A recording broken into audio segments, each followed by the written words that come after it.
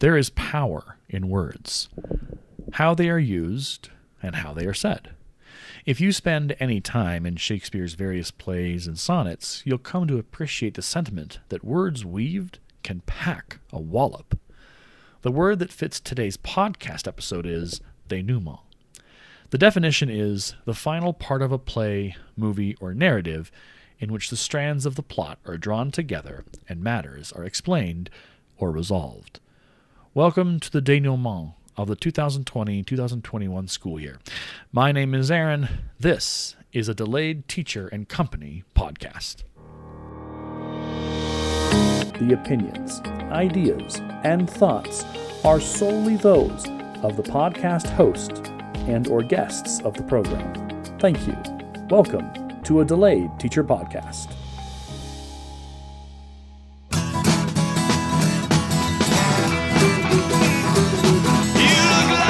Need a dose of reality. You look like you need a dose of reality. Well, reality looks like nothing I've ever seen. Ooh, reality. Ooh, reality. If you're a teacher, you've no doubt spent plenty of time over the last few months either counting down to the end of the school year, reflecting on how you've made it through the year, or wondering how you're going to get to that last day without losing your ever-loving mind. Perhaps you did all three at once. I have good news. You made it. We pushed, pulled, and dragged ourselves across the finish line. Depending on where you were in the country, you were either in the wildlands of the remote experience for most of your year, or the nebulous confusion of hybrid, or you were lucky enough to have most of your school year in person, in a real building, with real students. I was in the latter. We had strong support from our interim superintendent, our board, and our community to stay in person as much as we could.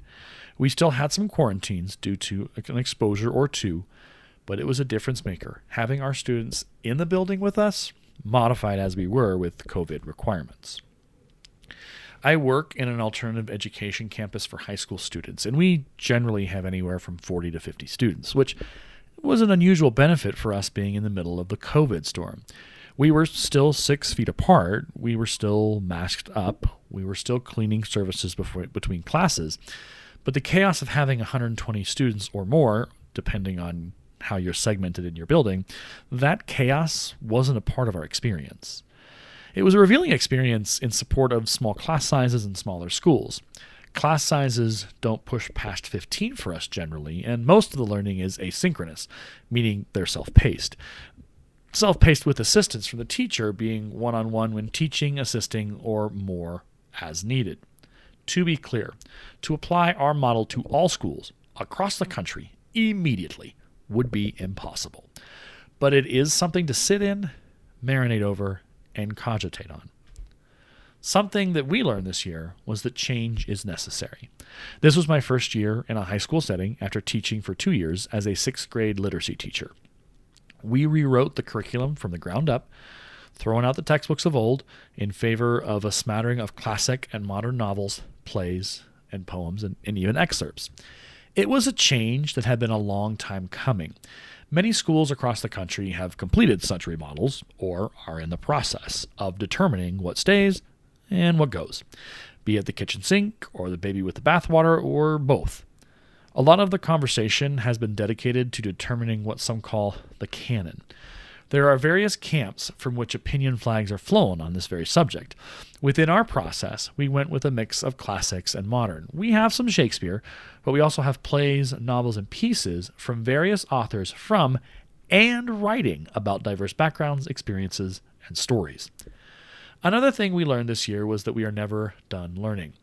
Reading through teacher Twitter this year has been very illuminating in how some folks were experiencing professional development. There were numerous complaints and concerns about the point, usefulness, relevance, and time spent when it came to how PD was presented. Others found the opposite. The teacher learning they were given was nearly pitch perfect in meeting the needs of the teachers and the students in the midst of this calamitous year. For us this year, we focused on a blended learning book series, and we're going to continue that focus into the next school year as well. As we read through the books and worked together as a staff, the word that comes to mind is magical. As we discussed, conversated, and dug into the meat and potatoes of how we apply this, it was some of the most illuminating professional development I've taken part in from my field experience to student teaching to now. It was definitely a very huge help in crafting our teaching and our pathing in how we were building our curriculum and how we were engaging with students at the time and into the future. We're working on adapting many of the concepts we read about and remodeling our curriculum to better reflect a blended learning approach and connect it to and with our students better. When it came to learning, we also explored that concept when it came to our English curriculum redesign. We took a long look as we closed out this year at how it was structured, sequenced, and pathed, figuring out the best way to connect standards to materials, to students, and back again. As a teacher cog in this machine, I found it refreshing to take how I had created a curriculum as this year was going on, and then spend several days looking at the foundation it was built on and deciding how to move the walls, the rooms, the pipes, the lighting to better fit the students who will live in the lesson plans for a full semester. I imagine as this next school year kicks into gear, I'll learn more about structuring lessons with standards to be more effective for students. The phrase lifelong learning is one that I have carved into my teacher heart and soul. Being humble enough to admit that I don't know everything, and I need to keep seeking out different ways, different perspectives, different models, different means. I should never be able to say, I know how to do it all, and this is how we're going to do it. When that day comes, I might want to start writing my retirement papers. I took to Twitter to ask what big learning folks had experienced, and I was able to get two people to share with me their learning. First up is username English Elective. Her name after that is herself, hybrid English teacher. She says, my big learning this year was twofold. Number one, learning gaps are not as bad as you thought they were. They are closable. Number two, kids needed all of the adults in their lives. This year was not about learning so much as listening. If you listen, they will learn. And to English Elective's point, I agree. We work in an alternative education campus. Our kids come from varying backgrounds, varying experiences, and their day-to-day is varying. We have to be able to listen to them. And I will freely accept that I may have been good at this on some days. I might have been great on it on an off day or two.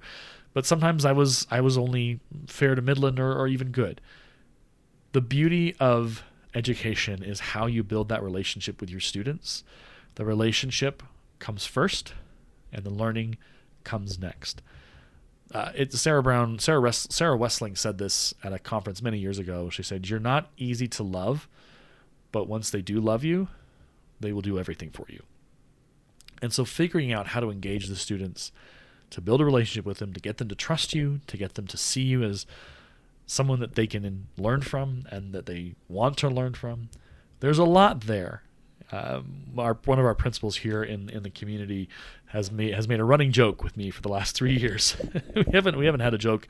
We haven't joked about it recently because obviously COVID had us going crazy. But his joke was, "Do you know what the next big thing in education is?" What is the next big thing in education? It's relationships. And he's right. It is relationships.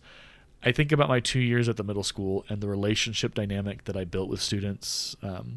For the most part, I was able to successfully connect with them and engage them. So now when I see them on the streets, it's not I'm going to get away from Mr. Delay. It's like, "Hey, how are you? Hey, how are you? How's it going?" And encouraging them and cheerleading them and giving them high fives and saying, "I heard all the cool stuff you're doing. Like, yay, rock on. You're amazing. Keep it up. So proud of you. You should be proud of yourself too."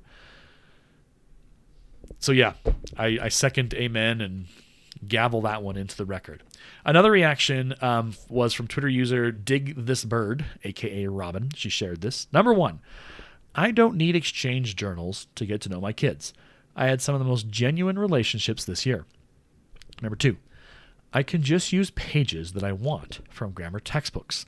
I'm not handing out a bunch of books or handing out a ton of books that sixth graders will lose next year. I understand that.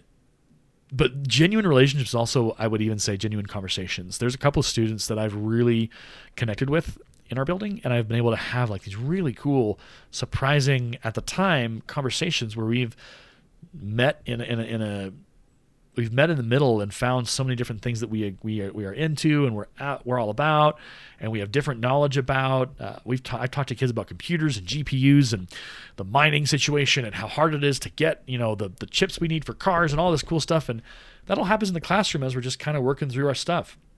I've talked to kids about life choices and like, hey, you're going to get your learning permit or whatever, and like kind of back and forth, kind of joking with them, but also being like, hey, like let's figure out how we can get ourselves so we're legal on the road and not causing trouble. You have a lot of that, and I think finding that time to be able to pull that off and to do that is important.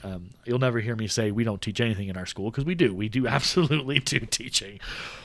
But that teaching isn't going to be effective without that relationship dynamic. And I have been learning that this is my 4th year I'm starting. I learned it in my 2 years in 6th grade literacy, and I have learned a lot about it this year as a high school alternative education English teacher. I will tell you, if you're one of those people out there who's like, oh, I don't want to talk to my students. I don't even know what's going on in their lives. I don't want to hear anything about what's going on. They want you to know. They want to know about you. Listen to them. Their stories have value, and their stories matter.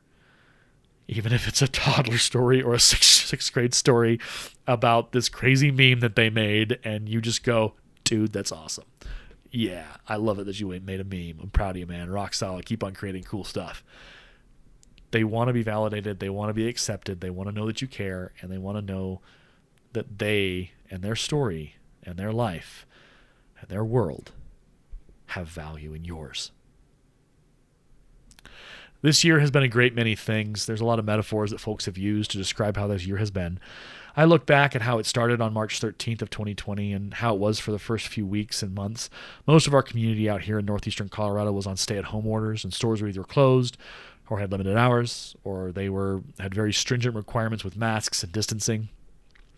I think about the last months of that school year and how hard it was.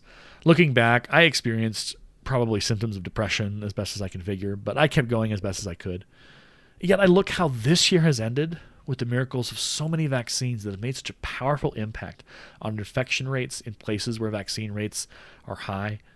And that hope is being renewed, that schools across the country will be able to fully open for in-person learning come August. I choose to move my grip to the hope, the future, and the possibilities that lay ahead. Summer is at hand for us teachers. My encouragement to you is to take advantage of the many deep breaths this time will afford you. Be thankful we get a chance to step back and refuel over the next few months. Relax. Let your muscles relax. Let your brain daydream. Let your eyes read and your mind wander. Take a nap or two. Sit in the sunshine. Take walks.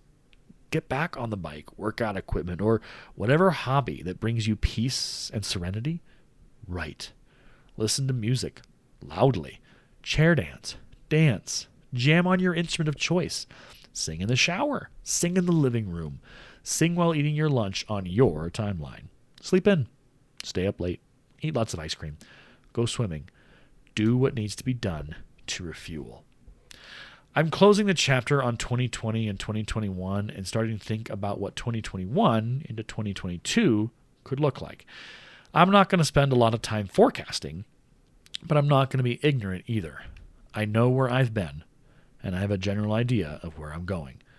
As Captain Jack Sparrow is wont to say, bring me that horizon. Drink up your summer, me hearties. Yo-ho. Thank you for listening to a Delayed Teacher podcast. If you have feedback, questions, concerns, comments, or otherwise wish to have your voice heard, you can email the show. Our email is adelayedteacher@gmail.com. You can also find me on Twitter at the handle adelayedteacher. I write a blog as well, and you guessed it, adelayedteacher.com. You can find me on Instagram at MRDELAY. Once again, thank you for listening to the program. Music license information is as follows. Jesse, Travel Gambler by Lobo Loco is licensed under Creative Commons Attribution Non-Commercial No Derivatives 4.0 license. Driven to Success by Scott Holmes is licensed under an Attribution Non-Commercial license. Reality Blues by Deanna Waco is licensed under Attribution Non-Commercial No Derivative Works 3.0 United States license. Stomps and Claps by Scott Holmes is licensed under an Attribution Non-Commercial license.